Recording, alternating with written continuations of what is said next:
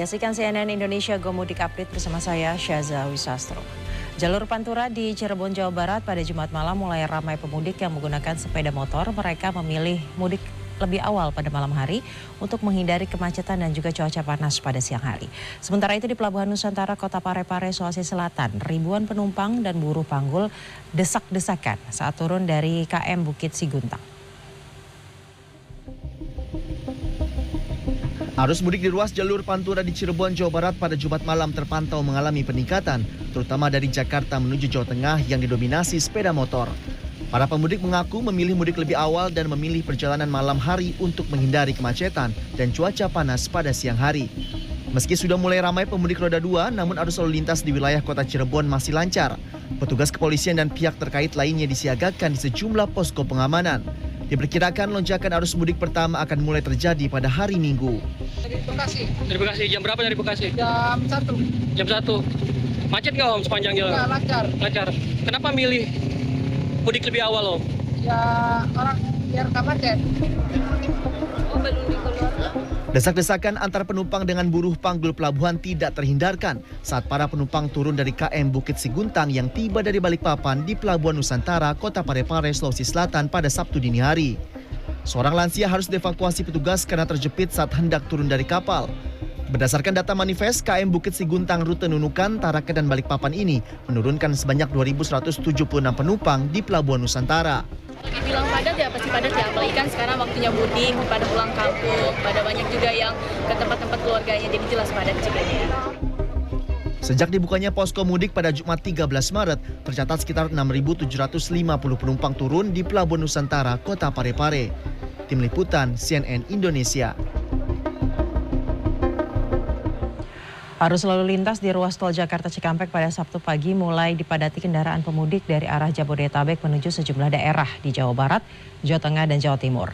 Ribuan kendaraan yang didominasi mobil pribadi terus melintas dari arah Jakarta menuju sejumlah daerah di Jawa Barat, Jawa Tengah, dan Jawa Timur. Kepadatan kendaraan pemudik bahkan sudah terlihat sejak Jumat malam. Untuk mengurangi potensi kemacetan, Satlantas Polres Karawang bersama dengan petugas Jasa Marga telah menyiapkan sejumlah skema rekayasa lalu lintas secara situasional. Salah satunya dengan penerapan kontraflow satu lajur dari kilometer 54,200 hingga kilometer 70 di ruas tol Jakarta Cikampek. Petugas juga terus melakukan pemantauan dan pengaturan arus lalu lintas agar perjalanan para pemudik tetap lancar dan aman.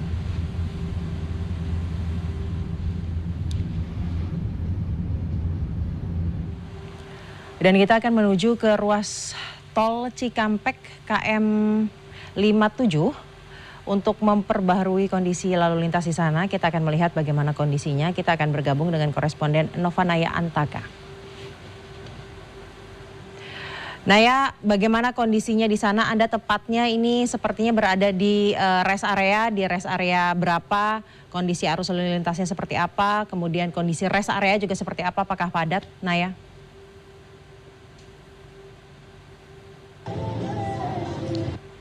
Siang Caca, saya melaporkan adalah di rest area 57, di mana rest area ini adalah area favorit para pemudik. Kalau misalnya saya dapat gambarkan Caca, ini adalah deretan mobil-mobil, ada para pemudik yang istirahat di sini karena memang rest area 57 ini adalah rest area bisa dikatakan besar, kemudian fasilitasnya cukup lengkap, ada pengisian bahan bakar, kemudian juga ada SPKLU. Jadi kalau misalnya mudik menggunakan mobil listrik ini ada SPKLU-nya bahkan ditambah 5, jadi tidak perlu khawatir. Dan untuk mengetahui seperti apa para pemudik yang hari ini atau di minggu kedua musim mudik ini melanjutkan atau memutuskan untuk mudik, saya sudah bersama dengan salah satu pemudik yang sedang beristirahat.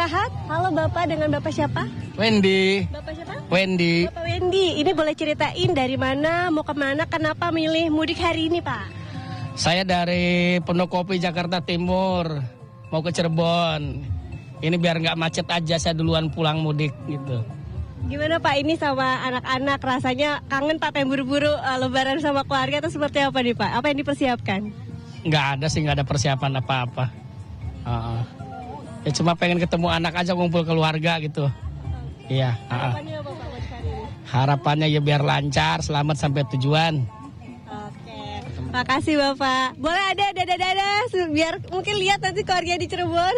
Ya, ini adalah salah satu pemudik Pak Wendy yang mau mudik ke Cirebon, memilih untuk mudik pada bisa dikatakan ini hari kedua karena memang dianggap tidak terlalu macet, karena kalau kita lihat memang situasinya ini memang masih lancar. Bahkan kalau misalnya di awal prediksi puncak arus mudik ini di tanggal 13 hingga 15, namun hingga tanggal 14 ini memang belum terlihat adanya peningkatan jumlah yang signifikan karena memang berbagai antisipasi seperti kontraflow, kemudian juga one way dan ganjil genap juga sudah disiapkan. Namun hingga siang hari ini memang untuk jumlah kendaraan belum mencapai lebih dari 5.000. Artinya kalau misalnya lebih dari 5.000, Caca, ini akan diberlakukan kontraflow. Meskipun begitu, dari pihak kepolisian dan juga sejumlah pihak terkait sudah menyiapkan batasan-batasan untuk kontraflow karena memang diprediksi kemungkinan nanti sore hingga malam akan terjadi peningkatan kendaraan yang berada atau yang melintasi dari tol Jakarta Cikampek, sehingga dihimbau kepada